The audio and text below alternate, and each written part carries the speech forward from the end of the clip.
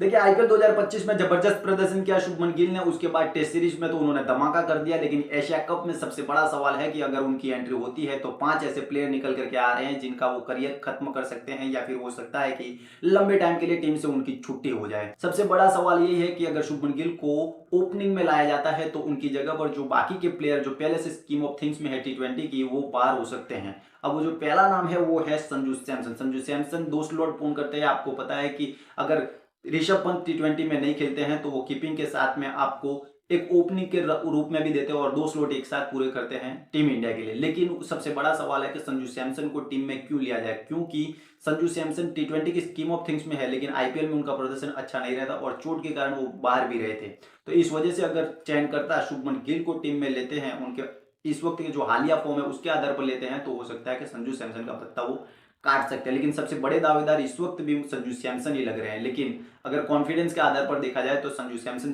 थोड़े से आगे निकलते हुए आपको दिखाई देंगे शुभमन गिल। दूसरे जो प्लेयर है वो है केएल राहुल। केएल राहुल तो कई टाइम से टी20 की स्कीम ऑफ थिंग्स में नहीं है, लेकिन आईपीएल 2025 में उन्होंने धमाकेदार कुछ इनिंग्स खेली थी और उसी वजह से चयनकर्ताओं का जो ध्यान है उन पर गया। लेकिन उनके लिए थोड़ा सा हल्का इसके लिए भी रहेगा क्योंकि उनकी जो स्लो स्ट्राइक रेट की बैटिंग है वो पहले से ही उनके लिए मुसीबत का कारण बनी हुई है, और हो सकता है कि शुभमन गिल अगर प्रेफरेंस में आते हैं तो उनका पत्ता कट सकता है। लेकिन जो तीसरे प्लेयर है ना वो है यशस्वी जायसवाल। और यशस्वी जायसवाल एक ऐसे प्लेयर है जो पहले से टी20 के प्लेयर माने जाते हैं, फिर उसके बाद वो टेस्ट में आए, उन्होंने जबरदस्त प्रदर्शन किया, लेकिन आईपीएल 2025 में उनका फीका फीका प्रदर्शन रहा और इसी वजह से हो सकता है कि अगर शुभमन गिल को फर्स्ट प्रायोरिटी दी जाती है तो यशस्वी जायसवाल का पत्ता भी वो काट सकते हैं, क्योंकि यशस्वी जायसवाल और शुभमन गिल ओपनिंग कर नहीं पाएंगे। तीसरे बैकअप के रूप में अगर हो सकता है तो शायद यशस्वी जायसवाल आ जाए, लेकिन अगर फर्स्ट प्रायोरिटी की बात होगी तो वहां पर शुभमन गिल बाजी मारते हुए दिखाई दे सकते हैं, क्योंकि इस वक्त करंट फॉर्म भी उनके साथ है, टेस्ट टीम के कप्तान है, उनका कॉन्फिडेंस भी हाई लेवल का है। तो इस वजह से शुभमन गिल को एक कॉन्फिडेंस लेवल और ऊपर लाने के लिए चयनकर्ता उनको मौका दे सकती है। लेकिन अगर चयनकर्ता उन्हें मौका देते हैं तो फिर इन 3 प्लेयरों का पत्ता कट सकता है। चौथा जो प्लेयर है हमने कल बात की थी वो थे वाइल्ड कार्ड एंट्री के प्रियंश आर्या, जिन्होंने जबरदस्त परफॉर्मेंस किया था सीएसके के सामने, और 2025 आईपीएल में उन्होंने बहुत सारी ऐसी पारियां खेली जिसमें स्ट्राइक रेट की उनकी खास करके बात हुई थी और छक्के मारने में वो सबसे अव्वल लेवल के प्लेयर आईपीएल 2025 में साबित हुए थे।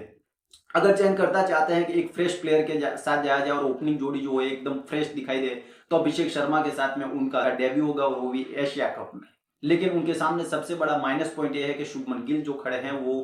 पहले से ही बहुत बड़ा नाम है, साथ में अगर टीम इंडिया की बात करें तो वो टेस्ट कप्तान भी है और आईपीएल में उन्होंने धमाकेदार प्रदर्शन किया था, और इस वजह से उनका पत्ता कट सकता है शुभमन गिल की वजह से। लेकिन सबसे बड़ा प्लेयर जो है वो है इस वक्त अक्षर पटेल, और सबसे बड़ा सरदार शुभमन गिल बने हो किसी के लिए तो वो है अक्षर पटेल के लिए, क्योंकि अक्षर पटेल ने जो परफॉर्मेंस दिया था पिछली कुछ टी20 की सीरीज में वो तो अच्छा था, लेकिन आईपीएल की अगर बात करें तो वो प्रदर्शन कुछ अच्छा नहीं रहा। पहले हाफ में टीम ने अच्छा प्रदर्शन किया उनकी कप्तानी में, लेकिन दूसरे हाफ में तो पूरी तरह से खराब रहा और इसी वजह से दिल्ली पॉइंट्स टेबल में बहुत नीचे खत्म करती है। अब माइनस पॉइंट उसके लिए यही है कि जो उप कप्तानी उनको मिली है टी20 की, कप्तानी के तौर पे उन्होंने दिल्ली के लिए कुछ खास नहीं किया, और उस नज़र से अगर देखा जाए तो शुभमन गिल अगर टीम में एंट्री करते हैं तो उनकी उप कप्तानी भी जा सकती है। चयनकर्ताओं को ये लग सकता है कि अगर कप्तान के रूप में टीम इंडिया में अगर टेस्ट सीरीज में वो काम कर रहे हैं, वनडे के फ्यूचर के कप्तान भी वही है, तो फिर अगर टी20 में उनका कमबैक होता है तो फिर उप कप्तान भी क्यों ना उन्हें ही बनाया जाए, और इसी वजह से हो सकता है कि अक्षर पटेल का पत्ता वो उप कप्तानी से काट सकते हैं।